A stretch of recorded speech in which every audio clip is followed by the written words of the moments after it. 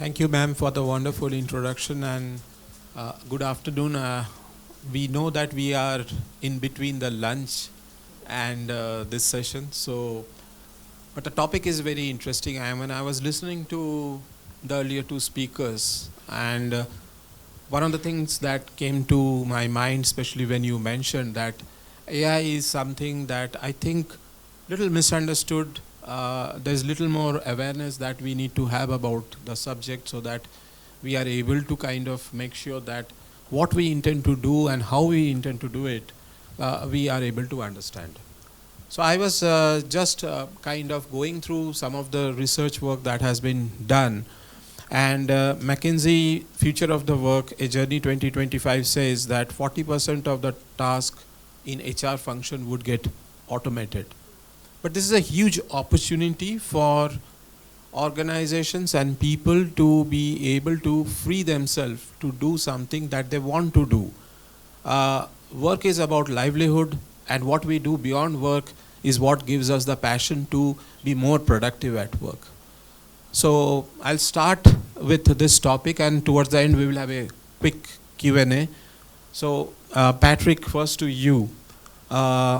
What is your thought on the subject that AI would be able to free up time where people would be able to pursue passion, and especially the younger generations and generations that are not so young, they would be able to kind of be part of the workforce, because that's also a very important aspect. Yes. Yeah, thanks very much. I think when everybody looks at me, they say, what can such an old guy know about technology and AI? I've been doing it now for more years than most of you have been alive. I was one of the first people in South Africa and in Africa to actually get a cell phone. So I've been able to track it, and I'm actually, on behalf of Amazon, I do a lot of book reviews on AI and the future of technology as well. If some of you want to hear me speak about the future of leadership and technology, I'm speaking straight after lunch, somewhere in that direction over there. I get a bit confused with directions at times. The world does not have a problem with unemployment. We've actually got a problem with the skills that we provide people with. And that's the biggest problem. So I apologize to anybody in education that's here, but education is absolutely broken. And we need to fix education before the world can actually progress. Every one of you here, and most, I think 99.99% of you are like 10 years younger than me.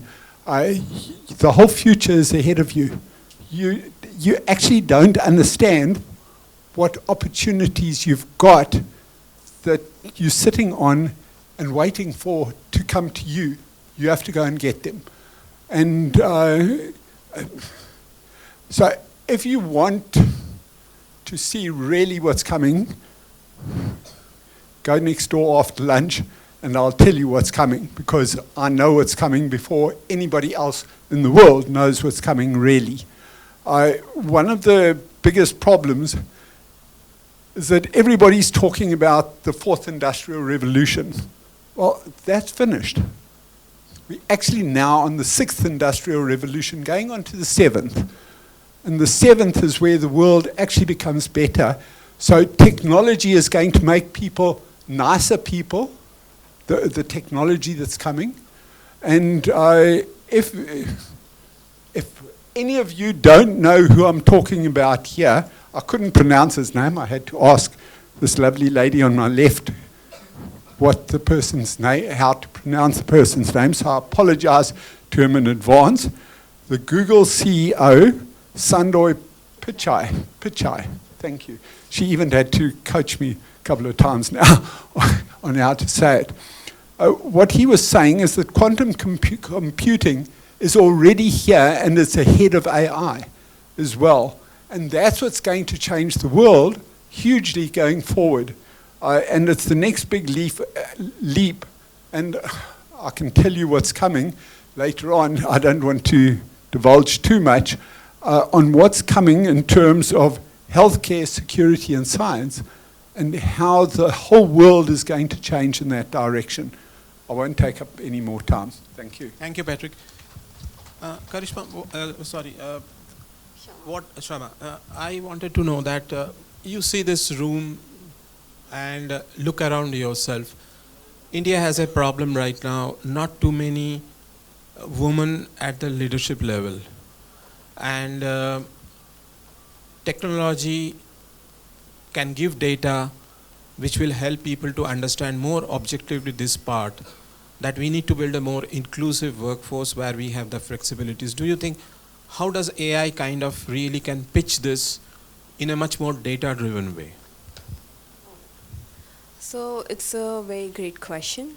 First of all, like we can also, witness in the today's corporate that, not many females are there when it comes to the representation part on the boardroom, right? So what AI can help is that, when you're hiring, right, the hiring practices are highly influential, they get biased, right? There are chances that, there might be effects like, which is subconscious notions or, perceptions that how a lady can perform or not. So all these things do happen when, the hiring takes place manually, right? That I look at this CV, I like it, I take it forward for the next level. In case I don't like it, I'll just take it back. So it's a lot of biasness, perceptions that builds into the entire the process of the recruitment. So what AI helps in the entire process is by, working over those biases, looking just at the merits, skills, qualifications that a person has, irrespective of the gender, and that way ensuring that even if there are two good candidates and if a female is there who is more meritorious, she gets the seat at the table, right? Which she might not have gotten because of, the person who is hiring would have thought it otherwise. So that's where, the AI can play a very big role in ensuring that the recruitment processes are in place. They are, trained well. The AI algorithms are trained well with the help of relevant data so that you are able to remove those biases. You are able to, do away with the, any issues that a person might have with the thought process, right? So with that, with well trained on the representative data, the AI can look into it, get trained on those matrices, and then ensure that, the recruitments happen without any, favoritism, any preconceived notions, and that's where the females can also get a higher chance and a representation at the table. So that's my thought about it. So do you think that this data would make sure that it is so evident those biases are there out there, so when large recruitment firms like Mr. Shukla is standing over here, they send the data to you, you would be able to kind of take a decision? Yeah, absolutely. See, AI's job is to give you a data in a more refined manner, in a more subtle manner. Eventually, you have to look into the data, right? When you are making the decision, when it comes to the recruitment, you get the candidates who are on the merits, right? Who are ranked on the merits, like the skills versus the JD. This ranking does happen, right? So when I'm looking at the ranking, I'll look into it, right? And when I have a certain diversity based hiring goals, I'll ensure that if a female and a male both are equally meritorious, but if I have to ensure a proper gender ratio, I will prefer a female candidate, right? So that's where the human intelligence comes into the picture, and it is supported by an AI. Thank you. No problem. Toma, you come from a much more younger generation and from a continent which is rising very fast. How do you feel that AI is making sure that when we talk about this entire aspect of how many hours people are actually putting into work, is not the core issue, but the core issue is how do we build capability through AI? So what are your thoughts on that? What AI can do in building capability in countries and economies which are transitioning fast on the scale? All right, thank you, and of course, good afternoon, everyone. I think that one of the things that we have to do is people accepting that the world has changed, and we must also change in that direction. I think if you ask anyone to say if there's any time to be alive, any time to live, and you don't know what race you would belong to, you don't know what your gender will be, what the family you would be born into would be, I think most likely you pick to live now rather than live years ago. There's a lot that's changed in the world, and then people must be able to embrace that. I mean, of course, with reference to Africa, Africa has a population of about 1.4 billion. And then if you think about that, majority of that population is young. Sometimes I think that even within Nigeria, majority of the Nigerian population, 40% is under 15 years old. So if you look at how a lot of people will come into the workspace, into the corporate environment in the next few years, you can tell that if we don't begin to harness, I mean, it's talked about education a moment ago, start to embed a lot of these conversations about technology, AI into education and help people get into the workspace already prepared for a lot of the things that would happen. I mean, of course, also referencing the conversation about helping people to do work smarter and probably faster. I think the last speaker sort of mentioned that to say, I mean, years ago, if you are doing a pitch deck, or you're creating a PowerPoint presentation, it probably takes a lot, I mean, days before you're able to get a presentation. Within 20 minutes, you can actually come up with something with artificial intelligence, Gen AI, and then be able to come up with something. And that has reduced how much people spend to sort of get work done. That also has increased creativity. In the ballroom earlier today, someone said in 2020 X, which is X is yet to be determined, it is sure that it would be irresponsible for anybody not to consult HR before doing anything. And that's really the way that people should be primed to think about these things. There are ethical concerns, and I'm sure that we'll probably touch on that at some point. But I think that more importantly is that people should embrace that. The younger generation should be taught that there's so much power that this can do. I mean, there are the fears about jobs being lost and all of that, but I think that more importantly is what can it do for us? And I mean, we've seen, I mean, I use AI a lot, I mean, a lot of the work that I do currently is, I mean, helping organizations with corporate strategy and all of that. I mean, before I think of anything, I want to sort of consult HR. I mean, it helps with creativity. You're able to sort of mix that with the human intelligence and then be able to sort of come up with something significantly of higher thought. So that's what I think. Yeah. You brought out a very pertinent point that in future HR is going to become much more an influencer in organization and society and connecting everything. So my question to all three of you, and starting with Patrick, is that how does HR make sure that the right communication goes to the people in the organization so they do not misunderstand what is intended for them?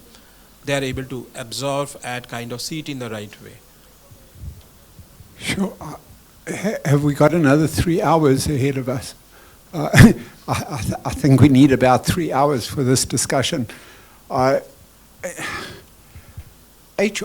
if HR isn't trusted, and it's all about ethics, and it's all about the future of work and all that, is HR, just put up your hands quickly, who's in HR here? Oh, less than I thought there would be.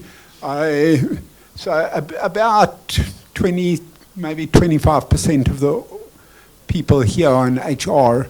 And so if you are in HR and you aren't ethical, you're not trusted, and you're sitting on the amount of data that people have in HR is absolutely frightening. I mean, my organization sits on about 2 to 3 billion rows of data. 10 years ago, if you had told me that, I'd have said, can you share some of that green stuff that you're smoking? Because you have available all the means to be able to do everything. You've probably got engagement surveys that you can lean on. I think the lady in front of me here, sorry, I can't remember her name, but she was talking about employee engagement. And one of the biggest problems, so who here thinks that employee engagement does not serve a purpose on the future of technology and AI? Anybody here? Okay, so at least you're not smoking green stuff. That I can tell you right now.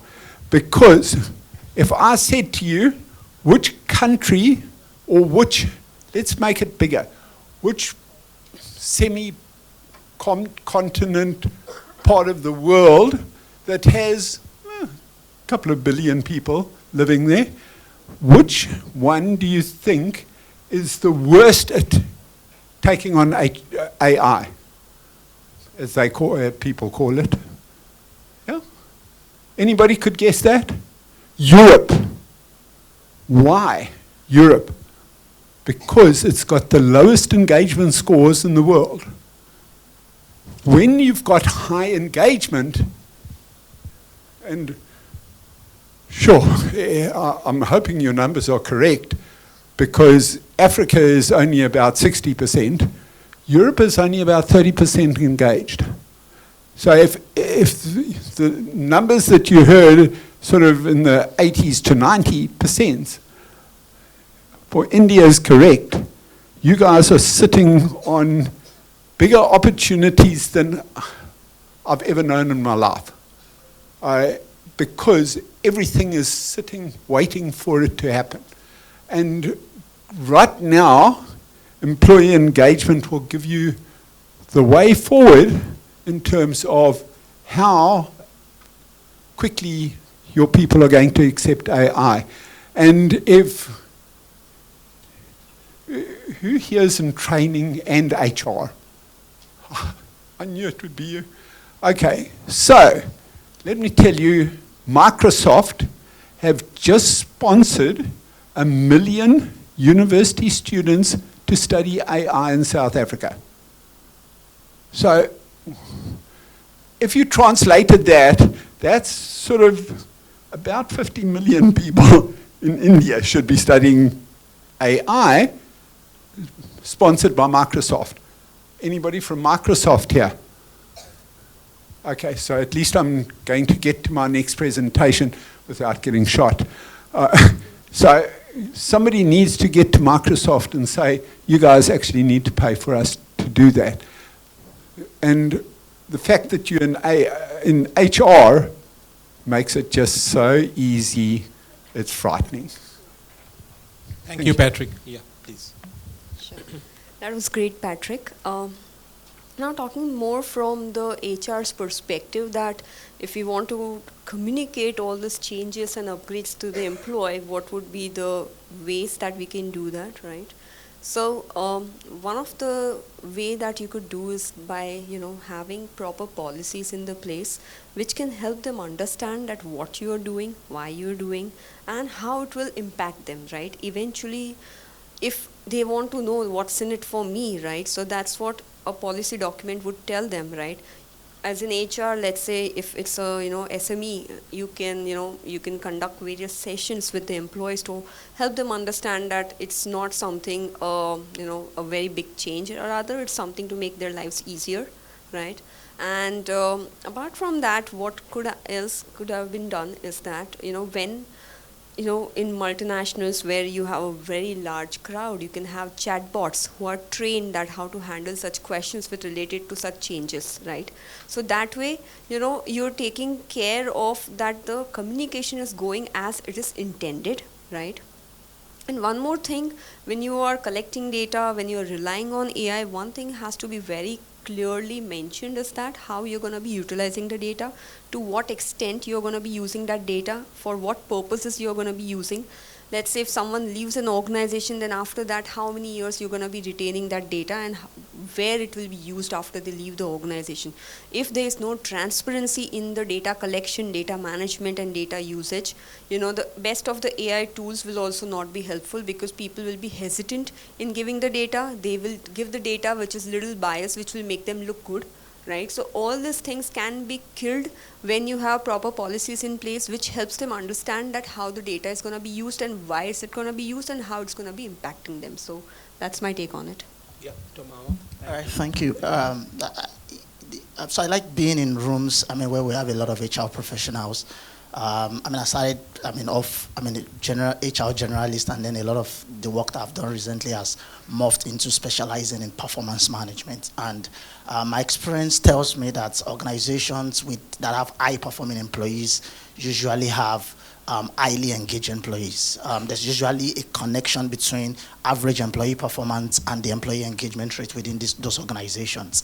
And so whatever features we're introducing, whatever new technology we're introducing in every organization, one of the things that we advise is to say, make sure that you are sort of driving engagement towards it. We talk about socializing any new tech. We talk about workshopping any new tech with people to sort of get them involved in the development phase before we even get into implementation. Just as with anything that you're introducing, change management is always very important. And it's an encouragement to HR professionals in the room to not take change very lightly. There's almost the feeling about, oh, I've introduced this, people should just get on with it and get used to it. But I think that there are processes to change. There are ways that you introduce things and people get to adopt it. We deploy performance management solutions at different organizations, and our experience is that the moment you get to an organization and you say you're a performance management consultant, there's almost a drawback.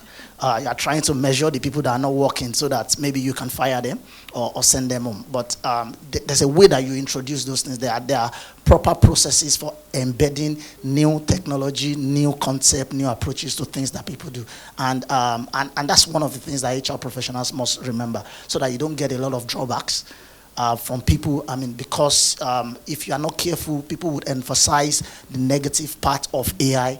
And then by the time you emphasize the negative part, you probably forget a lot of the things that it can do for you in terms of work. So it's important that as we're having conferences like this, that we're talking about what AI can do, let conversations continue. Organizations should be very invested in getting engaged employees. In fact, what I say is that we need to have a 90% benchmark for employee engagements in organizations for success at the end of the day. Thank you. Nice. I'll now come to a point which all three of you have touched upon, and especially you, Patrick, about engagement.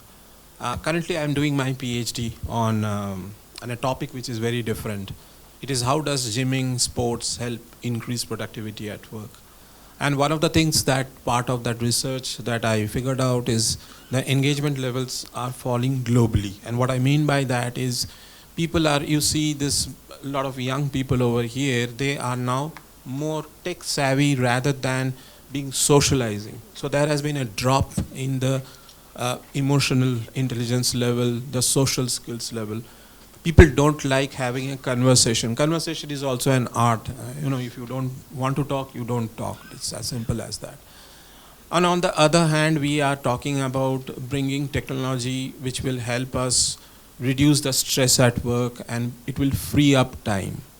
So how is this going to play out on over the few next years, given the fact that do you think that ultimately we need people who are creative, who are socially intelligent to be able to drive artificial intelligence? So Patrick, will start with you and then. It's both very easy and tough to answer this one. So just a little bit that I'll be talking about just now as well is, as of about 2 weeks' time, maybe 3 weeks, 75% of the world's working population, 75%. So 3/4 of the organizations are going to be millennials. It's frightening, or I thought it was very frightening a couple of years ago. Now I'm starting to think that, so who here is under the age of 40? Just put up your hands quickly. Don't be shy. Ladies, all of you can put up your hands. Okay, so I think that's a very important point you have raised. People, there are three types of age: chronological age, biological age, and then there is a mental age. So it's always better to define which one you are talking about. I think all ladies are in the sort of millennials. Yeah.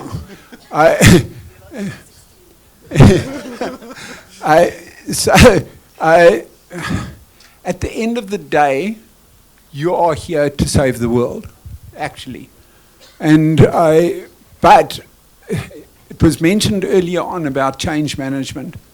And at the end of the day, it's going to be almost like looking at yourself in the mirror every morning and saying, can I make a difference? I'm past it now. I don't have to worry anymore about trying to change the world. My job is to educate the world on what's coming and what's available to you as well. And all of you in this room are sitting on a gold mine of what's coming and the future of technology. It is going to make your lives better. I guarantee you. There's no question about that. The only thing that you're going to have to get used to, and it's where HR is going to have to be very careful about change management. And we're busy changing a country in Africa at the moment, an entire country, from being sort of in the 1920s to the 2040s, probably. And it's one of the smaller countries in the whole continent.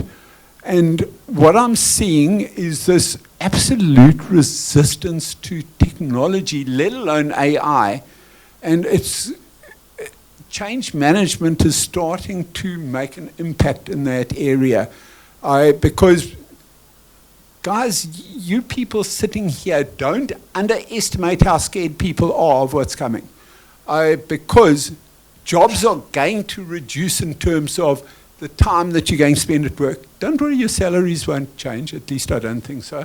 But you will be working 3 days a week probably going forward. That is almost guaranteed. But technology will do the rest for you. And at the end of the day, jobs are going to disappear. But there will be more jobs in the world, like 30% more jobs available. Do we have the skills? You people in HR, that is what is coming for you, is you need to educate and do the change management and reassure the workforce that actually jobs aren't going to go, they're just going to be different. That's all it is. It's those skills that we're looking for going forward. Please don't underestimate change management and keeping people informed. Millennials want communication all the time, on time, all the time, ongoing as well. And don't think that talking is communication. It's one small aspect of communication. Yeah, wonderful. Yes, please. So Patrick has really put it very beautifully about the entire thing, right? So it was, when you spoke about your PhD topic, it's very interesting, right? And how I look at it is that when you are, working out, you have a lot of estrogen going in your body. That makes you a happy person, which automatically reflects in the kind of, work life that you're having, not the balance, but how you are at the office, how you are at home. That also helps you inculcate many happy and positive, relationships, which will eventually take you a long way, because as the technology is going ahead in the time, there's a lot of things that are going to be technology driven, but at no way the human interactions and the human touch can ever be replaced by technology. And that is how, this entire gamut of happy people, or, people who are, socially more active and engaged, they will take the world and the entire industry to the next level. So that's my take on this. Thank you. Nice. Yeah, I think it's good I'm speaking last on those things. I mean, it looks like she's covered a lot of things I was going to say. But let me just say that happy people make a happy workplace. I mean, so it's when people come together. If you have a coming together of sad people, you probably get a sad workplace. If you have a coming together of happy people, you get a happy workplace. So I think that work in itself has to go beyond only the functional things that people do. The organizations needs to get into the behavioral things that helps people get more productive. It was Peter Drucker that said that culture will eat strategy for breakfast. And that's really the point. No matter, think of strategy in terms of now maybe AI introduction and all of that. If the culture of the people do not support its adoption, you're probably going to get a mismatch. So it's important that we always remember that, as good as numbers are, as good as data are, conversations must always reflect, in terms of what people are doing outside of work and how we are able to sort of harness those. Just like your PhD topic is, people are working out, people do a lot of things. We have organizations in Africa, in Nigeria, that have introduced aerobics and all of those things, probably in the morning before even people get into the work that are so. And you can see the energy that comes out of all of that, and then be able to sort of propel the organization into whatever it would become. So I think that's important. It was wonderful hosting all of you. Pleasure talking to you. Any questions? We can take one or two probably. We have little time now. I think we are done. Thank you so much. Thank you.